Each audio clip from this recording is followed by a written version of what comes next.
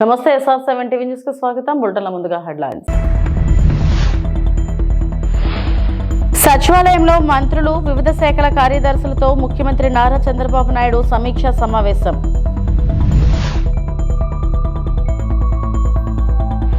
మహాశివరాత్రి బ్రహ్మోత్సవాలకు పట్టు వస్త్రాలు సమర్పించనున్న ముఖ్యమంత్రి నారా చంద్రబాబు నాయుడు.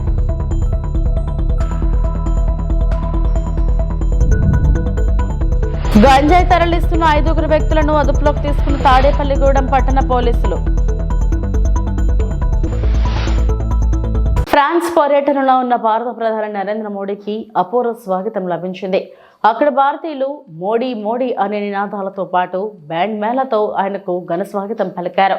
వందే మాతరం, భారత్ మాతాకి జై అంటూ నినాదాలతో హోరెత్తించారు.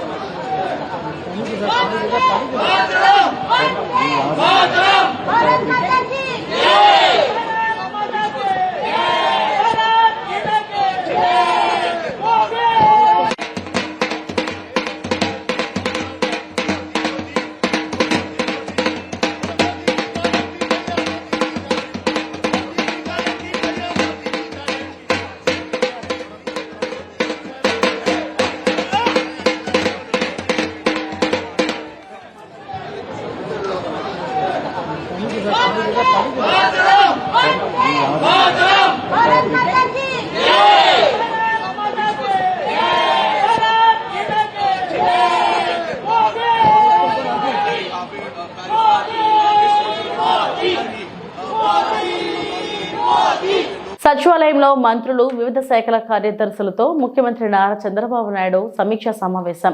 రేపటికి కొత్త ప్రభుత్వం అధికారంలోకి వచ్చి 8 నెలలు అవుతుంది.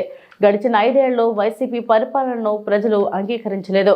మనపై విశ్వాసం ఉంచి భారీ మద్దతు ఇచ్చారు. ప్రతిసారి ప్రభుత్వం ఏర్పాటు చేసినప్పుడల్లా ఏదో ఒక సవాల్ ఉంటుంది. 1-2 కాదు, ఇన్ని సవాళ్లు ఎదుర్కోవడం ఇదే తొలిసారి.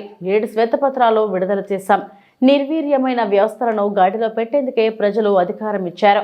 పరిపాలనను గాడిలో పెట్టే ప్రయత్నం చేశాం అని సీఎం చంద్రబాబు పేర్కొన్నారు. డిపార్ట్మెంట్ లో ఇంటిగ్రేషన్ గానీ, ఎఫెక్టివ్ కోఆర్డినేషన్ గానీ, దాన్ని ఎగ్జిక్యూషన్ చేయాల్సిన బాధ్యత మన మీద అందరి మీద ఉంది.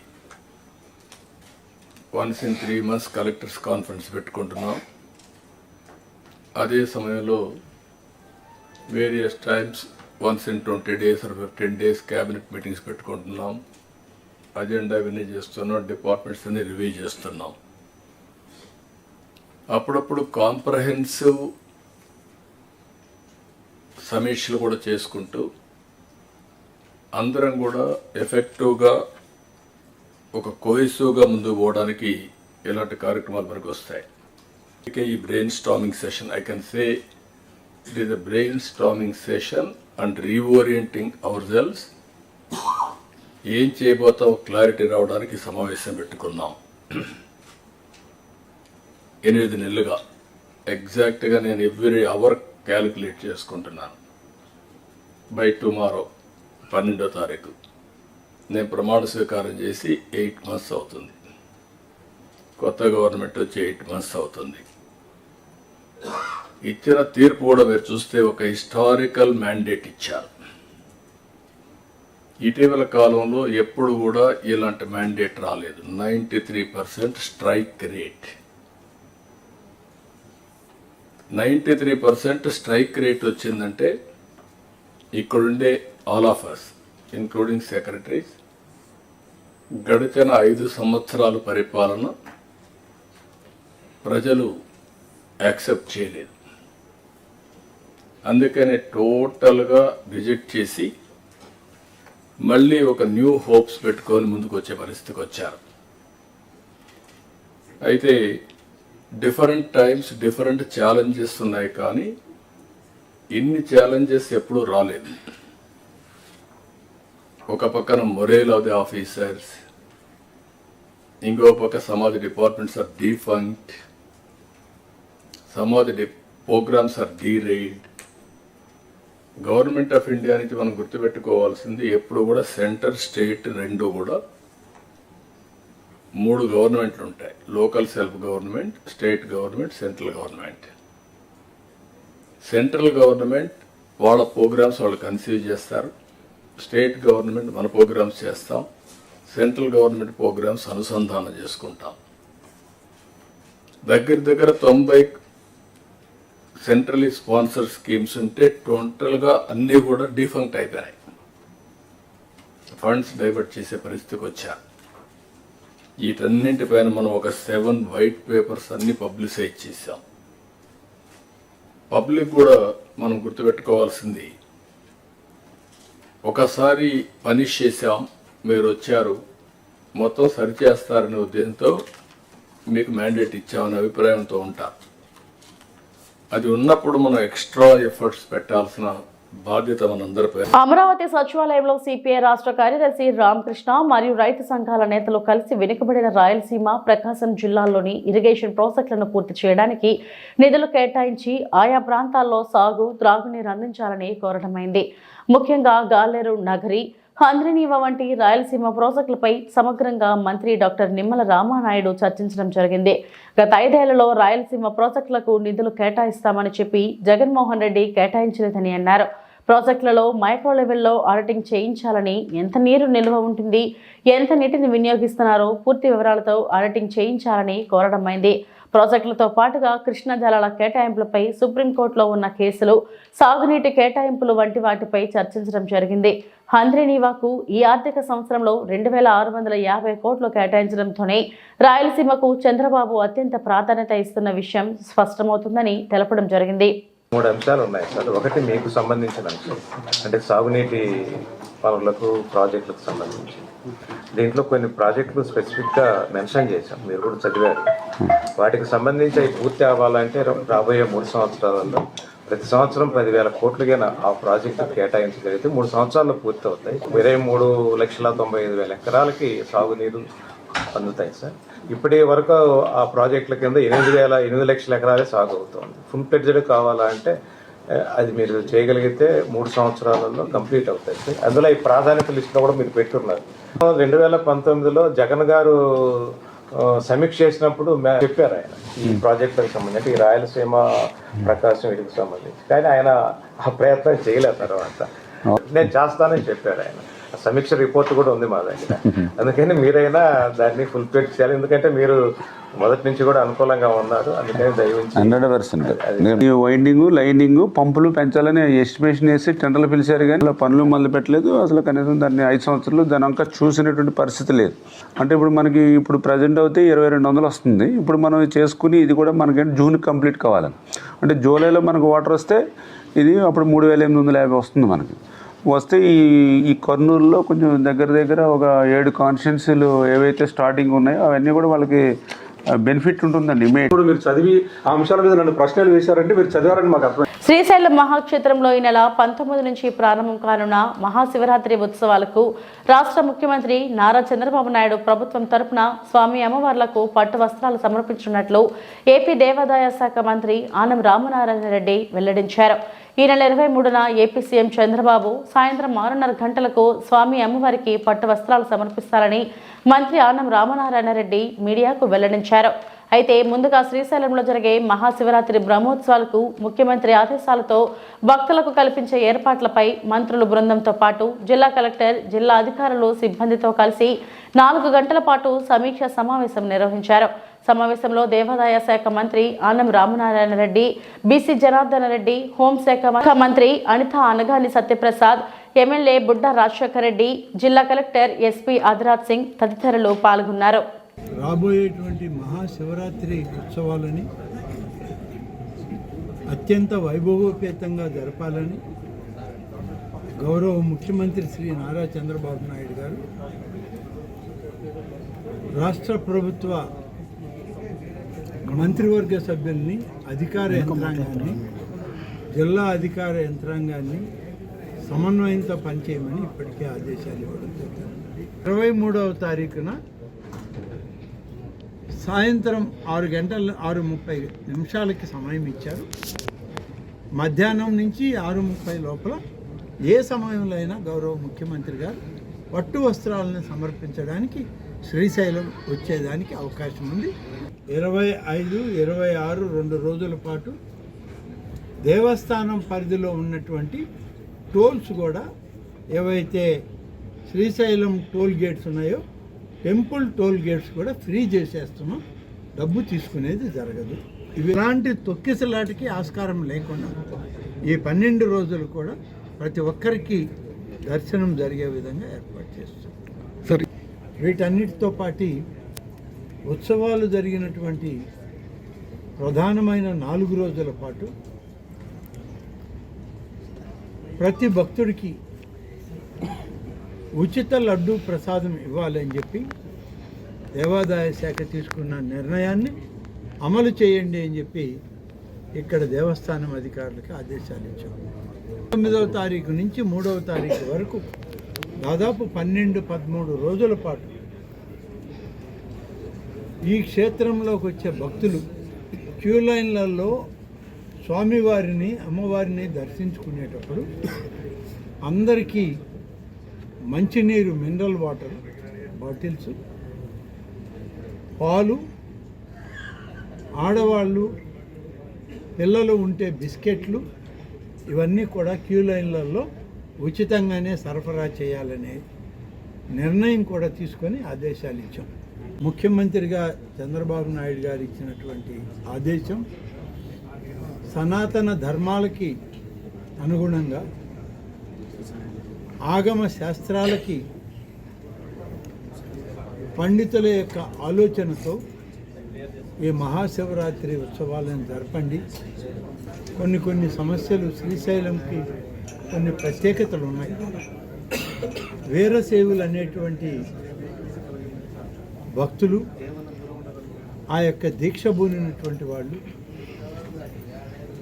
మరి ఎంతో సుదూర ప్రాంతాల నుంచి కాలినడకన వస్తారు కాబట్టి అటవీ ప్రాంతంలో వాళ్ళకి ఎలాంటి సదుపాయాలు ఉండవు. అందులో అక్కడ మంచినీరు దొరకడం కూడా కష్టం. ఇటువంటివన్నిటిని కూడా అటవీ శాఖ అధికారులతోటి, రెవెన్యూ అధికారులతో సమన్వయం చేసి ఆ చిన్న చెంచుగూడాలు, చిన్న గ్రామాలు ఏవైతే. పశ్చిమ గోదావరి జిల్లా గంజాయి తరలిస్తున్న 5 వ్యక్తులను తాడేపల్లిగూడెం పట్టణ పోలీసులు అదుపులోకి తీసుకున్నట్టు తాడేపల్లిగూడెం డీఎస్పీ విశ్వనాథ్ తెలిపారు. ఆయన పశ్చిమ గోదావరి జిల్లా తాడేపల్లిగూడెం పట్టణ పోలీస్ స్టేషన్లో మీడియా సమావేశం నిర్వహించారు.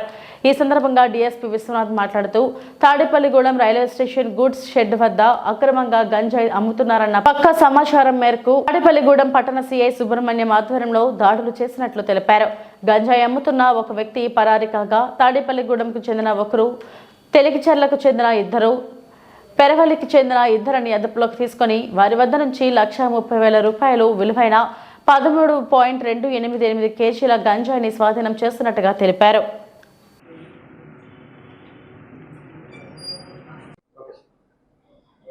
ముఖ్యంగా ఇటీవల కాలంలో తాడేపల్లి గూడెం పట్టణము బాగా అభివృద్ధి చెందడంతో రకరకాల ప్రాంతాల నుంచి అలాగే ఇతర జిల్లాల నుంచి ఇతర రాష్ట్రాల నుంచి కూడా అందరూ వ్యక్తులు వచ్చి ఇక్కడ నివాసం అనేది ఉండడం జరుగుతుంది. దీనివల్ల పాపులేషన్ కూడా దాదాపు 1,20,000 దాకా పెరగడం జరిగింది. అలాగే అక్కడక్కడ కొన్ని కాలనీల్లో కొంచెం ఎవరైతే ఈ చెడుదారిని పట్టిన యువత ఈ గంజాయి అక్కడక్కడ వాడడం అనేది మొదలైంది. దీనికి సంబంధించి గతంలో కూడా తాడేపల్లిగూడెం పట్టణంలో 4 నుంచి 5 కేసులు నమోదు చేయడం జరిగింది. దాని మీద కూడా కఠిన చర్యలు తీసుకోవడం జరిగింది. మళ్ళీ ఇటీవల కాలంలో ఒక వారం నుంచి ఒక ఖచ్చితమైన ఇన్ఫర్మేషన్ అనేది పెట్టడం జరిగింది. ఇటీవల కాలంలో ప్రభుత్వం కూడా ఈ గంజాయి వాడకాన్ని చాలా సీరియస్గా తీసుకొని ఇది సమాజానికి మంచిది కాదు, ఖచ్చితంగా ఈ గంజాయిని ఎటు తిరిగి అరికట్టాలనే లక్ష్యంతో ఈగల్ అనే ఒక సంస్థని కేంద్రీకృత సంస్థని ఏర్పాటు చేయడం జరిగింది. దీనికి సంబంధించి నిరంతరము నిఘా పెట్టడము, ఇతర జిల్లాల నుంచి సమాచారం తీసుకోవడము, గతంలో గంజాయి అమ్మిన వారు కానీ ట్రాన్స్పోర్ట్ చేసేవారు కానీ వాడకందారుల మీద నిఘా పెట్టి ఖచ్చితమైన సమాచారం అనేది అన్ని జిల్లాలకి అన్ని పోలీస్ స్టేషన్లకు కూడా నిరంతరం ఒక హెల్ప్ లైన్ ద్వారా అలాగే ఒక కమ్యూనికేషన్ ద్వారా చేర్చడం జరిగింది. అలాగే దీని ఆధారంగానే అలాగే మీడియా వాళ్ళు ఇచ్చిన సమాచారము అలాగే ప్రజలతో దాదాపు ఈ రకరకాల సచివాలయాలు, సెక్రటరీ, గ్రామ సంస్థలు, ఇలాగే వివిధ వ్యక్తులు, రిటైర్ అయిన పోలీస్ అధికారులు వీళ్ళందరి నుంచి కూడా సమాచారాన్ని సేకరించి ఈ తాడేపల్లిగూడెం పట్టణంలో 9వ తారీఖు మధ్యాహ్నము రైల్వే స్టేషన్ సమీపంలో 13.28 కేజీల ఈ గంజాయి అనేది సీజ్ చేయడం జరిగింది. అలాగే దీనికి సంబంధించి సుమారు 6 మంది పాత్ర ఉన్నట్లు మేము ప్రాథమిక విచారణలో తేలింది. దీనికి సంబంధించి 5 మందిని అరెస్ట్ చేయడం జరిగింది. ఇంకొకరు వచ్చేసేసి అరెస్ట్ అతను వెతుకుతున్నాము, అతన్ని కూడా తొందరలోనే అరెస్ట్ చేస్తాం. సమాచారము అందిన వెంటనే వీళ్ళందరినీ కూడా వీళ్ళ దగ్గర ప్రైమరీ ఇన్ఫర్మేషన్ కలెక్ట్ చేసి వీళ్ళందరినీ ముద్దాయిలుగా భావించి ఆ కేసు నమోదు చేసి దానికి సంబంధించి తదుపరి విచారణ నిమిత్తం తాడేపల్లిగూడెం పట్టణం సిఐ సుబ్రహ్మణ్యం గారు దీన్ని పరిశీలిస్తున్నారు. అలాగే గంజాయికి సంబంధించి పశ్చిమ గోదావరి జిల్లా ఎస్పీ గారు ఇచ్చిన ఆదేశాల మేరకు ప్రత్యేక టీంలు ఏర్పాటు చేయడం జరిగింది. అలాగే నిరంతరము ఈ మహిళలు అలాగే పిల్లలకు సంబంధించి కూడా సపరేట్ టీమ్స్ ఏర్పాటు చేయడం జరిగింది. దీనికి సంబంధించి సపరేట్ గంజాయి బీట్ అనేది రాత్రి సమయంలో వీళ్ళు కూడా తిరుగుతూ అక్కడి నుంచి ప్రజల దగ్గర నుంచి లేదా అనుమానాస్పదంగా ఎవరైనా వ్యక్తులు తిరుగుతున్నట్లయితే వాళ్ళని స్టేషన్ తెచ్చి కూడా విచారించడం జరిగింది. సుమారు ఈ నెలలో అయితే జనవరి నెలలో అయితే 400 వ్యక్తుల దాకా ఈ రాత్రిపూట తిరిగే వ్యక్తుల్ని వాళ్ళ బైక్స్తో పాటు తెచ్చి తర్వాత రికార్డులు పరిశీలించి వారిని ఎవరైతే అనుమానం ఉన్నారో వాళ్ళని ప్రశ్నించడము, అలాగే ఏమైనా నేరాల్లో వాళ్ళ పాత్ర ఉన్నట్లయితే వాళ్ళని కూడా విచారించడం జరిగింది. కాబట్టి ఎవరు కూడా రాత్రిపూట అనవసరంగా తిరగొద్దండి. ఖచ్చితమైన పని లేదా దానికి సంబంధించిన ఆధారాలతో మాత్రమే మీరు ఈ గూడెం పట్టణ ప్రాంతాల్లో తిరగండి.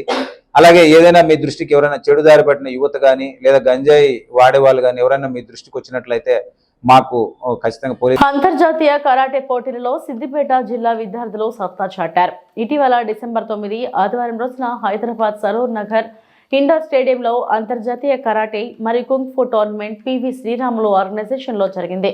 ఇందులో భాగంగా సిద్దిపేట త్రినేత్ర సోటోకాన్ కరాటే అకాడమీకి చెందిన 8 మంది విద్యార్థులు పాల్గొనగా 4 గోల్డ్ 4 సిల్వర్ మెడల్స్ సాధించారు. Siddipet senior karate master Madhu వీరిని అభినందించారు.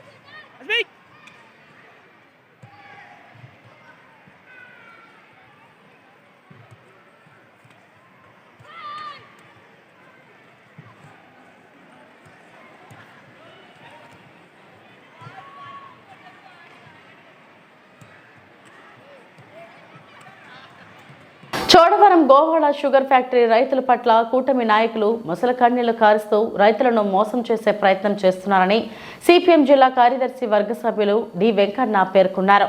మంగళవారం ఆయన ఓ ప్రకటన విడుదల చేశారు. షుగర్ ఫ్యాక్టరీ రైతుల పరిస్థితి రోజురోజుకు అధ్వానంగా తయారైందని ఆవేదన వ్యక్తం చేశారు. కష్టాల్లో ఉన్న రైతులను, కార్మికులను ఆదుకోవలసింది పోయి అధికారంలో ఉన్న కూటమి నాయకులే రైతులు, కార్మికుల సమస్యల పట్ల ముసలి కన్నీరు కారుస్తూ ఉద్యమాలు చేపడతామని రైతులను మోసం చేసే ప్రయత్నం చేస్తున్నారని ఆగ్రహం వ్యక్తం చేశారు. ఎన్నికల హామీల్లో అనకాపల్లి పార్లమెంట్ సభ్యులు సీఎం రమేష్ జిల్లాలోని అన్ని షుగర్ ఫ్యాక్టరీలు ఆధునీకరిస్తామని, పూర్వ వైభవం తీసుకొస్తామని, రైతులను ఆదుకుంటామని, రైతు ఓట్లతో గెలిచి ఇప్పుడు నోటికి స్టిక్కర్ అంటించుకున్నారని విమర్శించారు.